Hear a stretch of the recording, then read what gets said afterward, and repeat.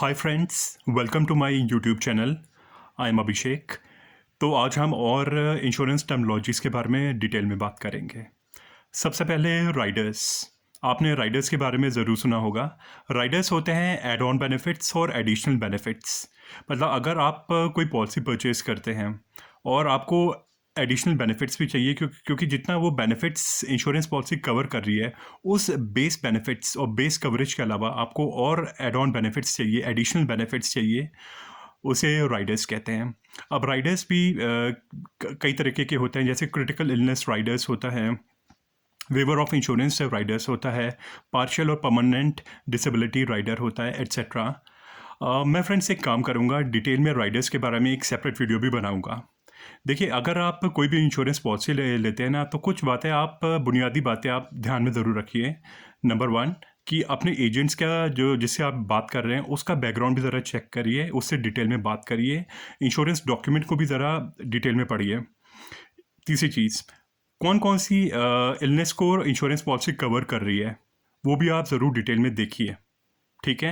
और अगर वो इंश्योरेंस वेबसाइट पे भी जाके आप देख सकते हैं, और पॉलिसी डॉक्यूमेंट्स में भी आप देख सकते हैं, और एजेंट से भी आप डिटेल में बात करिए।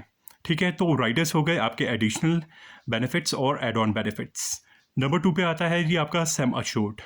सम अश्योर्ड का मतलब होता है गारंटीड अमाउंट जो कि पॉलिसी होल्डर को मिलता है। अब यहाँ पे भी एक कंडीशन है कि जो गारंटीड, जिसे पॉलिसी प्रोसीड्स भी कहते हैं, गारंटीड पॉलिसी प्रोसीड्स, एक जैसे मान लीजिए अनटाइमली डेथ हो जाती है किसी इंश्योर्ड पर्सन की, तो उस केस में जो बेनिफिशियरी को अमाउंट मिलता है वो होता है जी guaranteed sum assured. Guaranteed sum assured का मतलब है guaranteed policy proceeds plus additional benefits. अब आता है जी, ये तो हो गया सम एश्योर्ड, हो गया गारंटीड पॉलिसी प्रोसीड्स। अब होता है जी डेथ बेनिफिट्स। डेथ बेनिफिट्स वही हो गया, डेथ बेनिफिट्स के अलावा जैसे आपने पॉलिसी ली और सम एश्योर्ड जिस बंदे के नाम पे आपने पॉलिसी ली है, जिसकी लाइफ इंश्योर्ड है, उसकी अनटाइमली डेथ हो जाती है, तो बेनिफिशियरी को एक अमाउंट मिलता है सम एश्योर्ड के अलावा डेथ बेनिफिट्स भी। डेथ बेनिफिट्स या तो सम एश्योर्ड के बराबर होगा, जो कि पॉलिसी प्रोसीड्स भी कहते हैं, गारंटीड पॉलिसी प्रोसीड्स उसके बराबर होगा, या उससे ज़्यादा भी हो सकता है अगर पॉलिसी बायर ने ही और she opted for Riders at the time of purchasing the policy. तो डेथ बेनिफिट्स ज़्यादा भी हो सकता है और इक्विवेलेंट भी हो सकता है पॉलिसी प्रोसीड्स के। फिर एक चीज़ आती है मैच्योरिटी बेनिफिट्स। मैच्योरिटी बेनिफिट्स का मतलब ये होता है कि जो, जैसे मान लीजिए मेरी वाइफ ने मेरे नाम से पॉलिसी ली और मेरी डेथ नहीं होती और I outlive the term of the policy, तो उस केस में मुझे मैच्योरिटी बेनिफिट्स मिलेगा।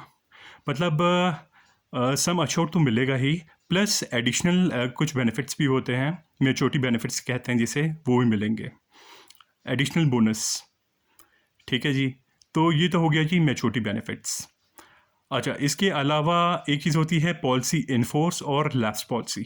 पॉलिसी इनफोर्स का मतलब यह है कि आपने मान लीजिए 10 साल तक की आपकी इंश्योरेंस पॉलिसी है और आपने रेगुलर प्रीमियम दिया है, तो आपकी पॉलिसी हमेशा इनफोर्स रहेगी, एक्टिव रहेगी। इसे कहते हैं पॉलिसी इनफोर्स। अब आता है लैप्स पॉलिसी। लैप्स पॉलिसी का मतलब हो गया, मान लीजिए आपने 3 साल तक तो पॉलिसी चलाई, लेकिन अगले 3 साल तक आपने प्रीमियम नहीं दिया, तो इस केस में आपकी पॉलिसी लैप्स कर सकती है।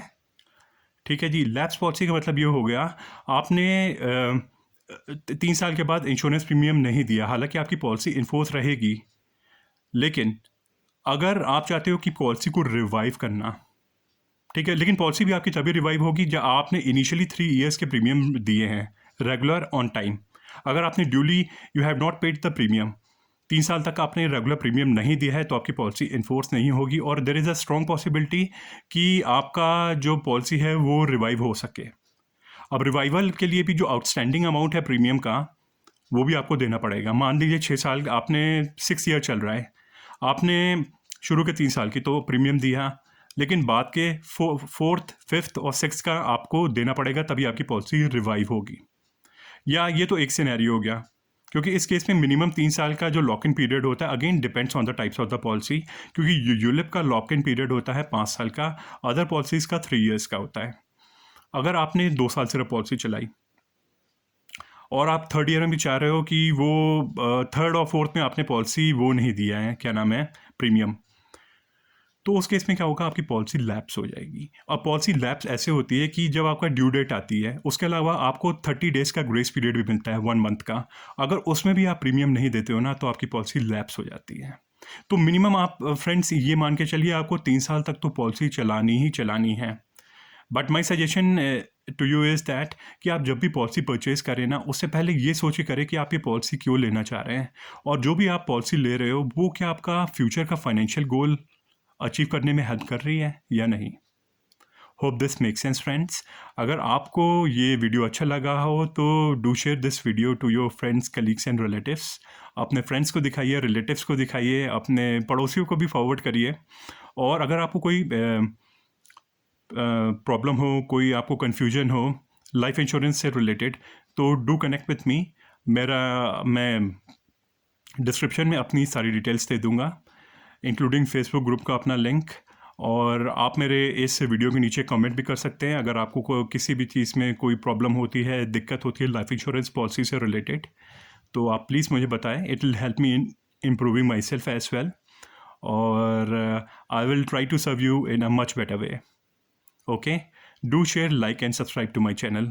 Thank you friends. This is Abhishek signing off. Take care.